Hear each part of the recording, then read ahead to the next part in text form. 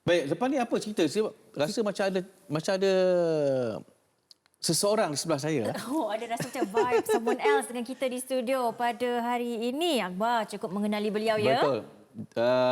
Tak, yang itu saya akan cerita kemudian lah. okey. Boleh baca Twitter saya lah.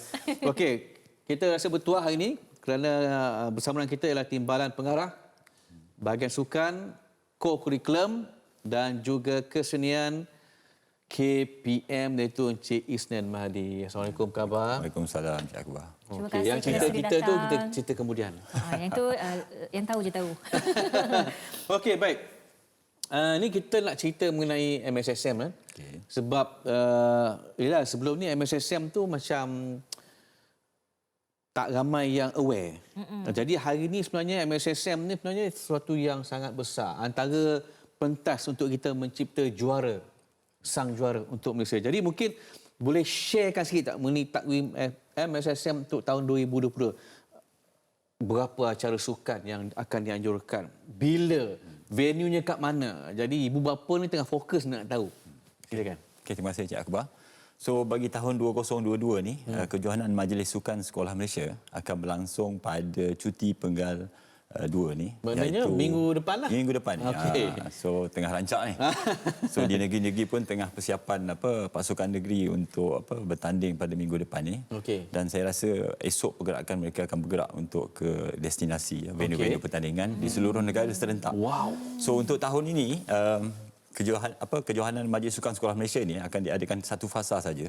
Oh, okey. Melibatkan 24 jenis sukan.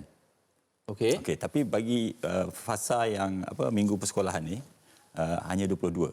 Dia kita dah buka panggung sebenarnya. Wow. Pada 6 Ogos tu acara mentah desa telah kita 26 laksanakan. Ogos. Ya, melibatkan 480 murid peserta.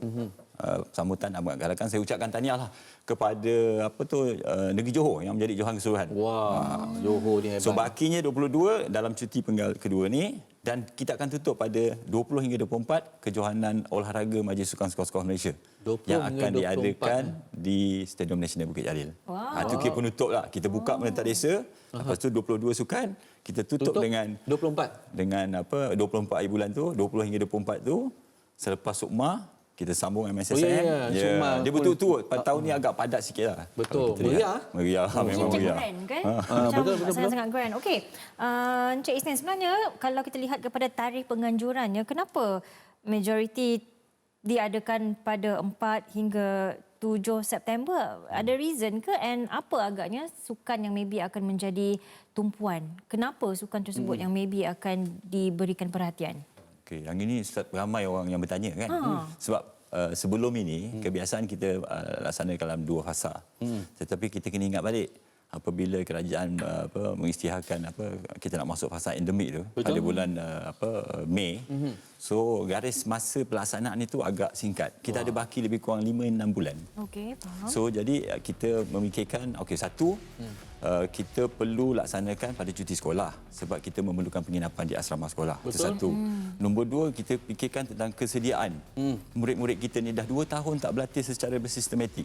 Kan, duduk di rumah, dan sebelum ini untuk tahun 2021 kita laksanakan secara atas talian saja. Betul. So ini mencabar terutamanya bagi murid-murid yang bawah 12 tahun ni, mereka baru saja melibatkan diri, menceburikan diri dalam bidang sukan kan, baru nak berkenal dengan jenis sukan, latihan tak mencukupi kan. Betul. So kita membuat sedikit modifikasi dan dari segi format latihan, dan contohnya saya bagi dari segi hari penyesuaian gelanggang pun kita kurangkan kan, supaya kita nak murid-murid yang dah 2 tahun tidak dapat melaksanakan latihan secara sistematik ni dapat menyertai. Kita nak mulakan balik kan. Dan insya-Allah tahun depan kita akan balik pada asal lah.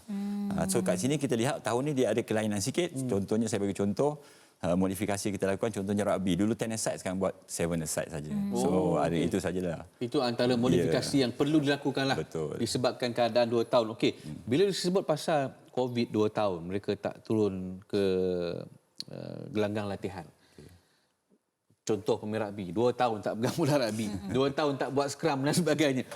Jadi banyak sangat yang janggalnya untuk mereka boleh tunggu. Jadi selepas 2 tahun ni bagaimana rasanya kualiti atlet-atlet ni? Selepas 2 tahun tak beraksi, tak ada kejohanan yang dianjurkan MSSM dan sebagainya, tak ada. kali ni nak turun balik, rasanya kualiti mereka ni dapat tak dalam tempoh yang singkat tu untuk dapatkan 100% balik performance mereka masa 2019 ataupun berlaku penurunan prestasi sedikit untuk mereka? Okay.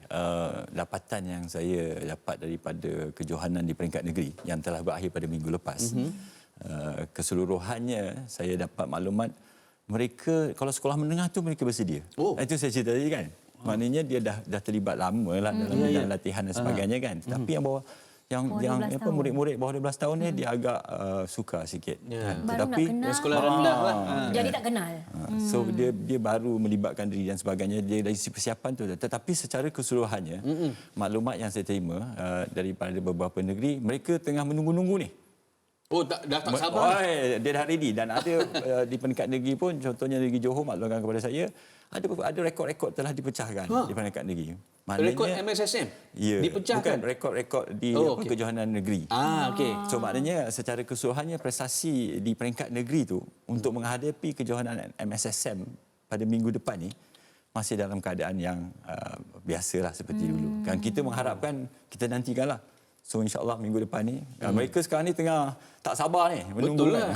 Memang bila dah banyak kejohanan yang melibatkan atlet senior, Olimpik misalnya dilangsungkan ketika pandemik dan satu lagi Commonwealth. Bila diorang tengok ni budak-budak sekolah ni memang tak sabarlah. Dia pun nak juga. Betul. Nak turun gelanggang kan? Betul. Okey, so since dah 2 tahun dah ada macam-macam dugaan kekangan dekat Malaysia ni, dekat seluruh dunia pun. So apa agaknya sasaran ataupun target MSSM edisi kali ini? Okey, untuk tahun ini kita sasarkan penyertaan dan penglibatan murid lah. So kita nak lihat ada penglibatan yang menyeluruh, maknanya negeri-negeri ini menghantar penuh lah dari segi penyertaan pasukan. Kalau saya lihat dari segi kejohanan tu, pendaftaran untuk tahun ini 12,000 murid akan terlibat. 12,000? Di kejohanan peringkat kebangsaan. Itu kita tak kira yang di peringkat negeri, daerah dan sebagainya. Kan? Tetapi di peringkat kebangsaan 12,000 dan melibatkan 3,680 guru atau jurulatih yang terlibat lah. So amat memberangsangkan lah. Sebenarnya kita dah ramai atlet pelapis ni. Betul. Kan? Betul. Nampak positif ya sebenarnya masa depan kita ni. Saya sendiri tak sabar. Apatah lagi ibu apa yang ada anak-anak sekolah yang akan mewakili sekolah mereka. Dah for sure tak sabar dah ready dah sekarang yang kena travel dan sebagainya. Betul. Apapun kami mengucapkan selamat maju jaya lah kepada KPM dalam melaksanakan misi dan mencapai visi untuk MSSM tahun 2022 ini. Yes, good kita ucapkan kepada penganjur dan juga kepada semua atlet-atlet muda yang terlibat. Hopefully segalanya berjalan dengan lancar and kita boleh lihat ramai You are hero in the making. Atlet kita. Hero in the making. Yes, terima kasih. Terima kasih. Okey, baik. Kejohanan Majlis Sukan Majlis Sukan Sekolah Malaysia tahun 2022 akan bermula sudah pun bermula pada 6 Ogos ya. Dan akan berakhir pada 24 September dan sudah pasti ramai yang nak tahu apakah kejayaan yang dicapai oleh sekolah-sekolah ini. Jadi anda boleh terus ikutinya di Nadi Arena.